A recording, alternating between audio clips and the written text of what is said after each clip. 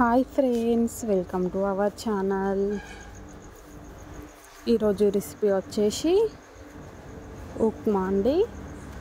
కొంచెం ఇలా డిఫరెంట్గా చేద్దామనేసి అయితే చేస్తున్నా. ఎప్పటికీ ఒకేలా కాకుండా ఇలా కూడా అప్పుడప్పుడు డిఫరెంట్గా కూడా ట్రై చేసుకోవాలి. చూడండి, ఒక కడాయి పెట్టుకొని అది వేడైన తర్వాత ఒక 2 స్పూన్ వరకు నెయ్యి వేసుకోవాలి. నెయ్యి వేడైనాక ఒక చిన్న గ్లాస్ అయితే ఉప్మా రవ్వ వేసుకొని లో ఫ్లేమ్లోనే పెట్టుకొని కొంచెంసేపు ఫ్రై చేసుకోవాలి. అది కొంచెం కలర్ మారగానే తీసి ఒక ప్లేట్లో పోసుకోవాలి. మళ్ళీ ఇప్పుడు అదే కడాయి పెట్టుకొని ఒక స్పూన్ నెయ్యి, ఒక 4 స్పూన్ వరకు అయితే ఆయిల్ వేసుకుందాం. వేడైన తర్వాత ఒక స్పూన్ ఆవాలు, అది చిటపటలాడిన తర్వాతనైతే కొంచెం శనగపప్పు, మినప్పప్పు అయితే వేసుకుందాం. టేస్ట్ అయితే బాగుంటుంది. మనం నమిలేటప్పుడు అయితే చాలా బాగుంటుంది టేస్ట్ పప్పులు వేసుకుంటే. దాని తర్వాతనైతే చిన్న కట్ చేసి పెట్టుకున్న ఆనియన్స్, పచ్చిమిర్చి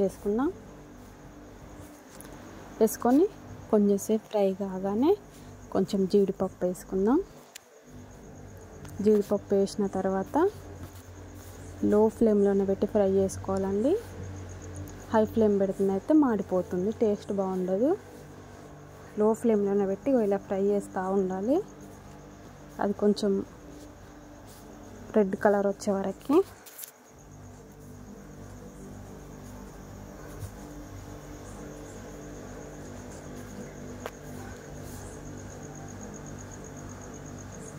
ఇదిగోండి, ఫ్రై అయిపోయింది కదా.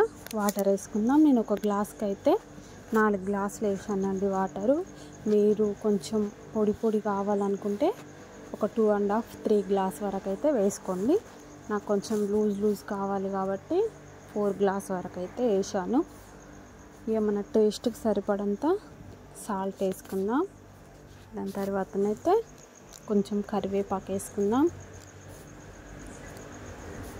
వేసుకొని వాటరు కొంచెం చాలాసేపు మరగనివ్వాలి. మరిగిన తర్వాతనే రవ్వ వేసుకొని కలిపేసుకుందాం. మనం మొత్తం ఒకటేసారి వేసి కలుపుకోవచ్చు. రవ్వ కొంచెం వేయకుండా అస్సలే ముద్దలుగా కట్టదు. మనం వేంపుకోకుండా వేస్తేనైతే ముద్దలుగా అవుతుంది. ఇలా వేంపుకొని వేసుకోండి, అస్సలకి ముద్దలు కట్టదు. మధ్యలో కలుపుకోకపోయినా అవసరం లేదు, చాలా బాగుంటుంది. ఉప్మా తినలేని వారు కూడా ఇలా చేస్తేనైతే చాలా ఇష్టంగా తింటారు. టేస్ట్ కూడా సూపర్గా ఉంటుంది. ఒకసారి ట్రై చేయండి. ఓకేనా ఫ్రెండ్స్, మరి మా వీడియో నచ్చిందా? మా ఛానల్ని ఇప్పుడే సబ్స్క్రైబ్ చేసుకోండి, లైక్ చేయండి, షేర్ చేయండి, కామెంట్ చేయండి. మరి మళ్ళీ నెక్స్ట్ వీడియోతోనైతే మీ ముందుకు వచ్చేస్తా. బాయ్.